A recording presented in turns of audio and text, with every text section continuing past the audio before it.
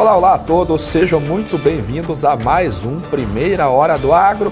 Hoje, quarta-feira, dia 21 de dezembro de 2022, 4 dias para o Natal já. O mercado já começa a se preparar para as festividades de fim de ano, o volume de negócios aqui no Brasil já começa a cair e a gente volta com mais força agora realmente operando, comercializando no início do próximo ano, ou seja, daqui uma semana, porque esse ano Natal e Réveillon caem num domingo, então teremos uma semana só de volume baixo, depois nós já voltamos. Ontem o mercado do Brasil aqui, ele trabalhou olhando como que vai evoluir a votação da PEC da transição. Chegou a sair uma notícia no finalzinho da tarde de que a PEC seria desidratada, valeria por um ano apenas 145 bilhões por um ano. Depois saiu um tweet de alguém lá ligado ao governo dizendo que o novo governo, Fernando Haddad, o novo ministro da Economia, diz que não é exatamente isso, que eles estão propondo 2 anos, mas a notícia que prevaleceu realmente é que vai ser um ano. Foi feita uma votação ontem na Câmara, tem um destaque para votar, tem que ser votado hoje. Depois vai a segunda votação hoje para então, se for aprovado, ela consegue ter validade já para o próximo ano. Do contrário, nós ainda não sabemos como que vai ficar. A vantagem ou o benefício do governo é que ele tem uma liminar do Gilmar Mendes à mão, que em caso de não aprovação da PEC, ele pode usar a liminar que deixa o Bolsa Família fora do teto de gastos. Então, realmente o mercado reagiu positivamente, a taxa de câmbio caiu ontem, veio para R$ 5,20 e isso acaba impactando preços de commodities que são comercializadas como soja, milho, trigo, que tem o dólar como um dos componentes de formação de preços. Então, esse período que vem desde a eleição, período eleitoral, depois que saiu a vitória, o mercado conheceu quem que ganhou a eleição, nós já tivemos uma oscilação na taxa de câmbio de 50 centavos, mais de 10%. Ele chegou a R$ 5,00 e chegou a R$ 5,54. Difícil prever uma direção aqui, porque tem muita coisa que precisa acontecer ainda para a gente dizer, não, isso vai ser benéfico para a economia, o dólar pode cair, ou isso vai gerar um gasto fiscal extras aí, vai desequilibrar as contas fiscais aqui do Brasil e o dólar pode subir. Então, cedo para falar sobre isso ainda, lembrando que quem é produtor rural, quem é comprador de commodities, tem que ficar atento e aproveitar as oportunidades que o mercado possa dar, fazendo seguros ou fixações de preço na taxa de câmbio. Para as commodities, nós temos 2 coisas que estão ali colocando apreensão no mercado. Primeira delas, o clima na Argentina. Realmente o clima lá está ruim. Há alguma previsão de chuva, como eu mostrei ontem aqui nos modelos climáticos, de 20, 25 milímetros só para a região ali de Santa Fé, de Córdoba, que não vai resolver o problema. Tanto que ontem nós tivemos altas para farelo de soja, para milho também, apoiado nessa condição climática da Argentina.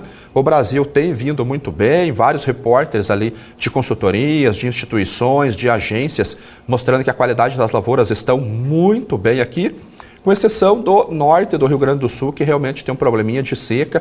Infelizmente, o estado vai ter uma quebra de produção pelo 3º ano consecutivo. Particularmente, não acho que isso vai impactar o balanço global aqui do Brasil. E o outro fato é a China. Como que está a situação da China? Muitas notícias ainda de informações não oficiais. Se informação oficial da China já é um problema, imagine informações não oficiais.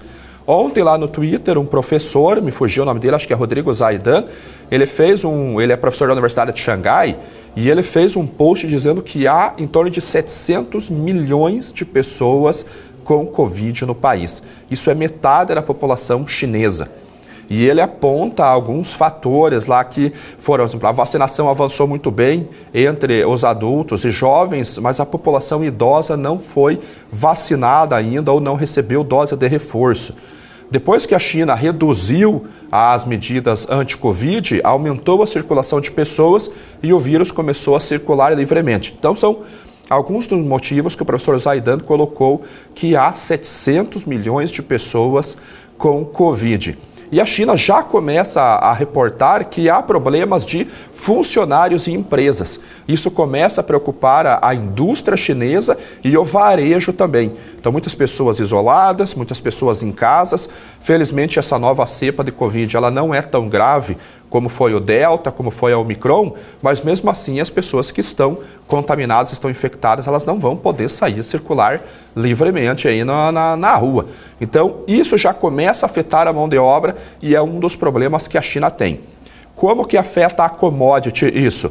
Menos pessoas circulando nas ruas, cai o consumo, principalmente fora de casa, e isso atinge em cheio o consumo de carne, consumo de óleos vegetais que são utilizados para a preparação de alimentos, combustíveis, vendas de imóveis, vendas de carros, venda do próprio varejo. Isso acaba derrubando um pouquinho o consumo, a demanda chinesa lá, e a gente vê os preços reagindo, ou quando ele está subindo, ele não tem um fôlego tão alto para subir, porque a demanda chinesa acaba preocupando. Ontem também saiu o relatório do USDA, Departamento de Agricultura dos Estados Unidos, sobre os estoques de café. E a gente viu, o relatório mostrou pelo menos que houve uma redução na expectativa de produção, ainda no Brasil aqui bem alto, 62 milhões de sacas, é uma das mais otimistas do mercado atualmente. Lembrando que a Econ ela vai fazer uma revisão na sua estimativa, o Rabobank também vai fazer uma revisão. Então hoje o USDA, Departamento de Agricultura dos Estados Unidos, é um dos mais otimistas com relação à produção de café aqui no Brasil. Vamos compartilhar a tela já, vamos dar uma olhadinha como que estão as cotações hoje nas bolsas internacionais. O que nós estamos vendo aqui? O petróleo. Desculpa. Estamos fazendo aqui um ajuste técnico. O petróleo hoje ele está subindo 1,2%. Ontem foi reportado uma notícia de que a API, que é a Associação de Processamento de Petróleo dos Estados Unidos, informou a queda de 3 milhões de barris nos estoques norte-americanos. O relatório oficial hoje da Agência Internacional de Energia, ele sai hoje, por volta de meio-dia é reportado esse relatório. Mas a API é uma prévia e a API previu uma redução de 3,1 milhões nos estoques. Então isso acaba alimentando o sentimento de alta, porque realmente os estoques norte-americanos eles estão baixos. Apesar do crescimento na semana passada de mais de 10 milhões de barris, o estoque de destilado ele ainda é muito baixo e eu acredito que isso vai dar fôlego para as cotações do derivativo lá na Bolsa de Nova York.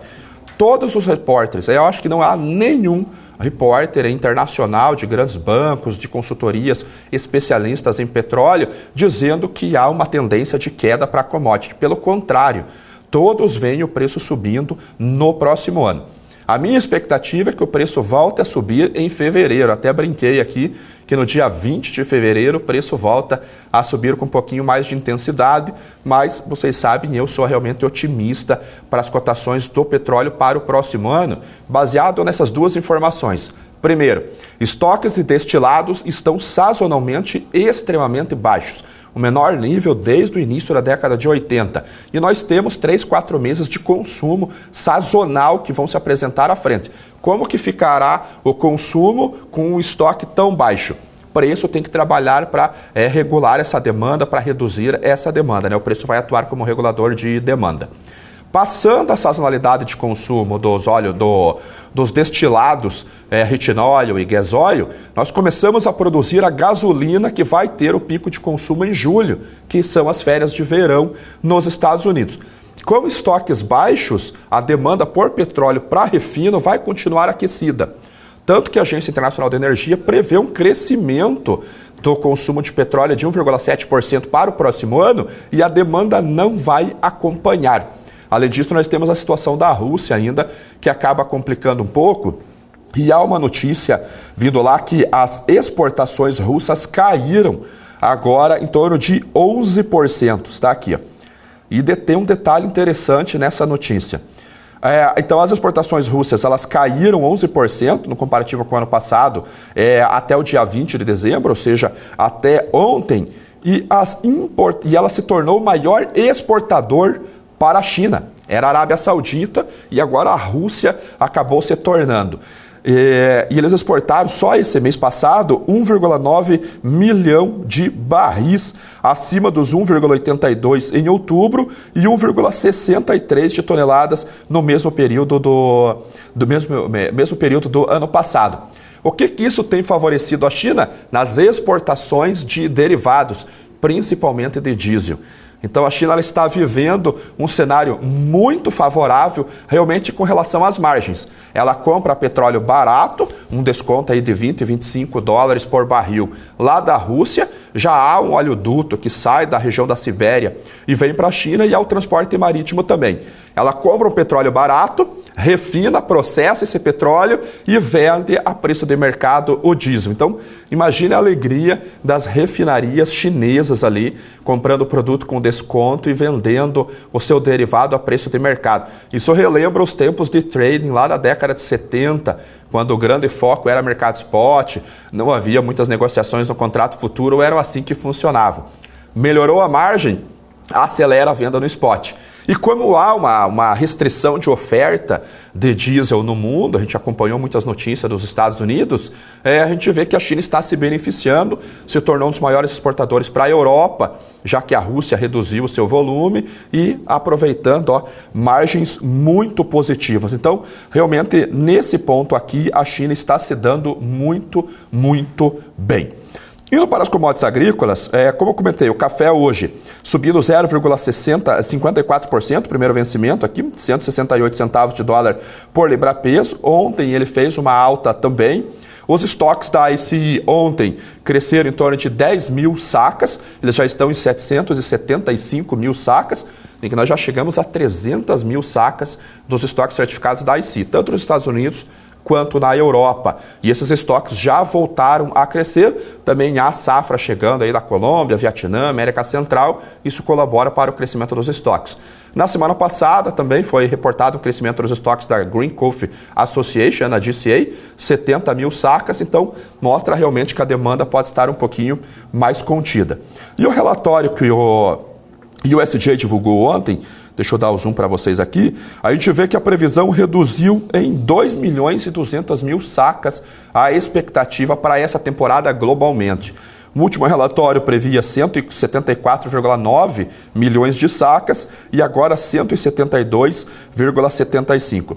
Para o Brasil, a estimativa de 62,6 milhões de sacas. A expectativa anterior era de 64,3. Então, basicamente, o Brasil que teve essa redução. A Colômbia também teve uma redução, mas muito pequenininha. Saiu de 13 milhões para 12,6 milhões. Os outros países, basicamente, estáveis. Então, o Brasil realmente começa a mostrar que a produção não será tão boa como estava sendo prevista a questão de um mês, 2 meses atrás. Vocês devem lembrar que a pauta dos noticiários aí sobre o café era chuvas boas em Minas Gerais, temperaturas amenas, uma florada muito bonita, vai vir uma safra completa, uma safra muito grande. Inclusive, eu toquei nesse tema aqui falando exatamente a mesma coisa. Aí o mercado foi para os crop tours, né? Começaram a ver como que foi o pegamento, começaram a fazer os tours nos cafezais para ver como que foi o pegamento dessa florada. E não foi muito bem. E ali a gente começa a ver que as notícias que chegam no momento é de pegamento ruim, formação de grãos irregulares, muitos chumbinhos acabam caindo da árvore e isso vai colocar, não digo uma quebra de produção, mas uma redução de produção em comparação com as estimativas iniciais. Nós colocamos o nosso repórter no mercado, está lá no Conselho Nacional do Café, o Vicente ele foi realmente... Para quem é assinante aí dos nossos produtos, Relatórios Agro Commodities Sem Foco, teve acesso ao relatório completo, muitas imagens, vídeos das condições dos cafezais e realmente a gente não deve vir aqui no Brasil com uma produção acima de 55 milhões de sacas. Então nós hoje temos a expectativa mais conservadora do mercado é nossa e o USDA, como vocês viram aqui, uma expectativa aí de 12 milhões de sacas acima da nossa. Bom teste, hein, para ver quem que vai acertar. Isso a gente vai saber lá no final do ano que vem, saber quem que acertou, se foi o Departamento de Agricultura dos Estados Unidos ou foi a Pioneer Agronegócio. Já imaginou se a gente acerta? Espero que sim, né? Espero que sim. Então isso pode ser positivo para os preços. Então o mercado já começa a trabalhar com essa redução de oferta. Como eu mostrei para vocês ontem, a curva de futuros do café está aquela bagunça, o mercado já inverteu a curva, já está em backwardation, já expliquei para vocês aqui o conceito de backwardation e nós vemos aqui que ele está acentuando essa inversão. Quanto mais forte ou mais negativo é esse spread do spot para o futuro, maior é a restrição de oferta ou a percepção de restrição de oferta. Se eu tenho restrição de oferta, eu tenho lá 1 milhão de sacas de oferta e 1,5 milhão de sacas de demanda, é natural que o preço tenha que subir para racionar essa demanda, senão falta café. E é isso que a curva de futuros mostra. Para você que é investidor, que ainda não sabe investir em commodities, tem interesse, olhar essa curva de futuros é um belo indicativo técnico de que lado você pode se posicionar para cima ou para baixo. É um dos principais pontos que nós olhamos. Inclusive, se você não quer entrar direcional numa operação, porque o risco é mais alto, você tem que acertar a direção, você pode entrar num spread. Você pode comprar um contrato mais curto, vender um contrato mais longo, ou fazer a operação contrária, né? Vender o mais curto, comprar o mais longo, apostando talvez numa mudança do formato da curva de futuros. Então, isso daqui é a dinâmica dos spreads de futuros e o café a gente vê que está uma bagunça. Isso daqui está muito longe ainda, poucos negócios acontecem aqui em 2025, por isso que a curva ela fica normalmente em carrego. No petróleo está diferente. O petróleo ele tem uma dinâmica um pouquinho mais diferente, o mercado ele fica mais estressado com relação ao commodity. A gente vê que o backwardation aqui ele vai, na verdade, não vem, ele vai até 2032 e tem negócios acontecendo. Claro que o volume é um tasquinho do que acontece no spot, mas há volume de negócio acontecendo aqui. E a curva que veio para carry no curto prazo, você vê que ela já começa a perder esse carry. Então, realmente, o mercado começa a olhar para uma restrição de oferta no petróleo para o próximo ano e a maioria dos analistas são otimistas para a cotação, inclusive eu. Indo para a Bolsa de Chicago, nós temos o trigo hoje subindo um pouquinho, 0,20%, $7,52 o bushel no vencimento março, que é o primeiro vencimento agora, o vencimento de dezembro já foi, né, já foi para aviso de entrega e tudo mais, e as cotações agora elas trabalham também, vão trabalhar provavelmente esperando o desenvolvimento das safras na América do Norte. Agora que eles entram numa fase de hibernação, o trigo de inverno por lá, ele vai completar o processo de desenvolvimento vegetativo lá no mês de abril, ele acorda, termina, amadurece e é feita a colheita. Ali nós teremos dados mais concretos com relação à oferta da China, oferta da Rússia, Europa e Estados Unidos. Mesmo assim, os preços não cedem.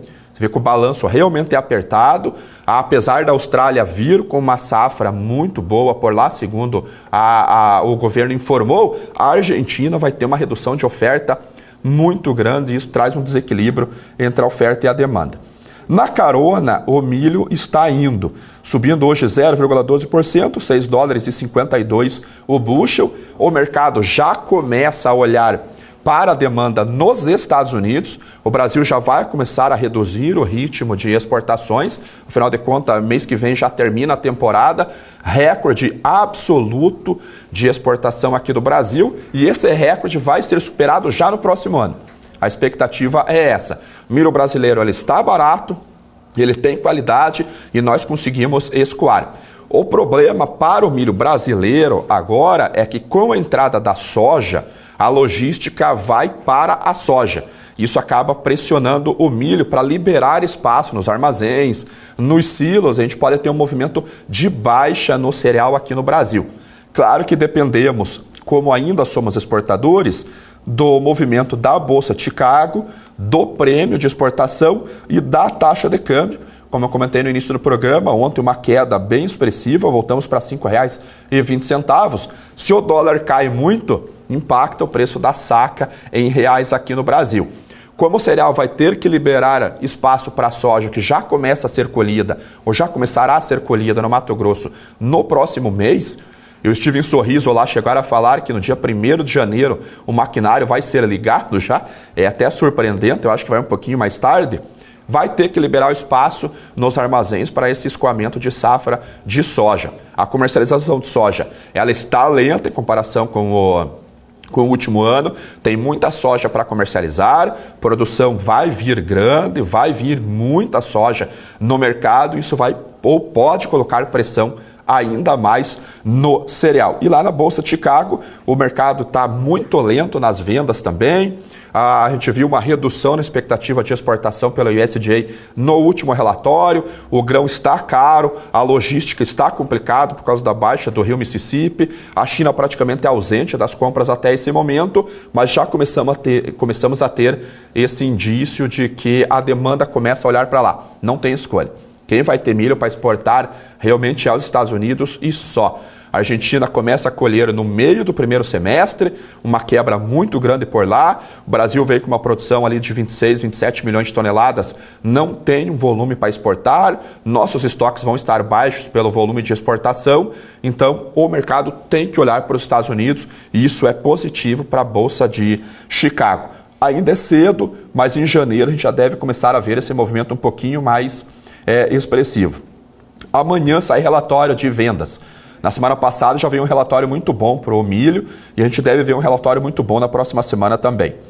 Indo para o complexo de soja, o óleo de soja subindo 0,53, até apoiado na alta do petróleo. Óleo de palma na Malásia também acabou subindo, então a gente já vê um movimento mais expressivo aqui, tecnicamente, vindo até testar médias móveis já, brigando num rompimento aqui na média móvel de 100 períodos.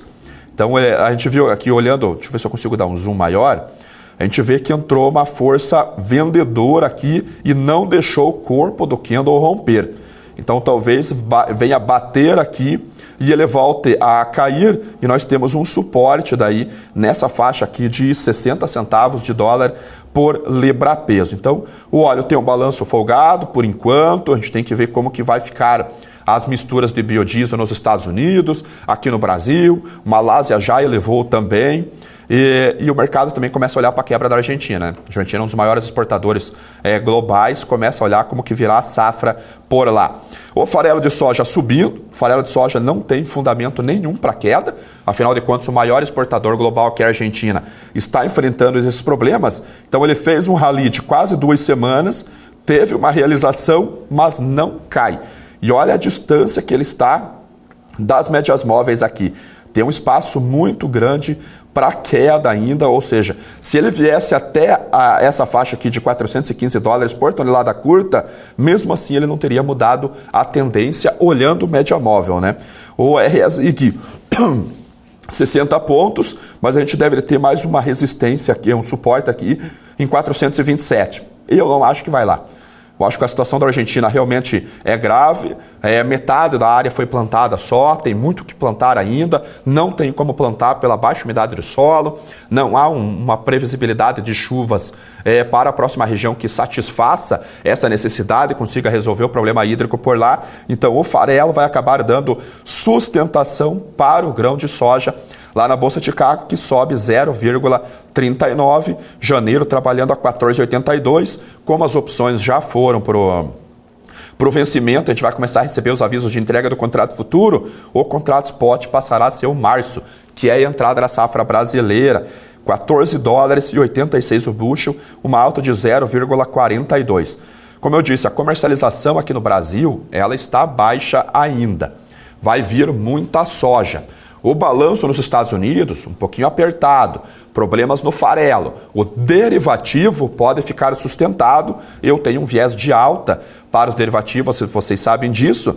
A minha preocupação está com relação ao dólar aqui no Brasil, porque é incerto, não sabemos ainda uma direção clara na taxa de câmbio, isso é um risco para quem precisa vender e para quem precisa comprar, já que a gente não sabe a direção, ele pode tanto estourar para cima quanto ele pode derreter. E os prêmios de exportação. Eu acho que é aqui que vai ter a maior pressão pela oferta ser regional, ser no Brasil. Uma notícia que pode sustentar é essa daqui. A China ela importou 7% menos soja no mês de novembro em comparação com o ano passado. Ou seja, os preços eles subiram demais, a China tirou o pé das compras, os estoques estão baixos por lá. Com essa queda de preços, as margens melhoraram lá e ela começou a importar. Essa semana saiu o relatório de inspeções e veio em 1,7 milhão de toneladas. Semana passada, 1,8. Já tivemos quase 3 milhões de toneladas embarcadas numa única semana. Então, eu acredito que a China deva voltar a comprar com a chegada da safra brasileira. Volume muito grande, pressão no prêmio. O prêmio, vocês sabem que é o indicador de competitividade entre as origens. O Brasil vai estar muito competitivo, margem positiva na China. Ela deve comprar tanto para uso mais imediato, que é a soja brasileira, que ela tem essa qualidade melhor que a soja norte-americana, tem mais óleo, mais proteína. Então, ela compra para o consumo imediato e começa a fazer estoque com a safra norte-americana que chega em outubro. E isso acaba tirando um pouquinho a pressão da Bolsa de Chicago. Agora, dependendo do volume que o prêmio vem, o preço que o prêmio vem aqui no Porto Brasileiro, a China pode acelerar esse processo de compra e isso acaba sustentando o prêmio. A gente pode ter uma pequena alta aí, a partir de fevereiro, março, que é quando começa o embarque, mas temos que acompanhar as cotações.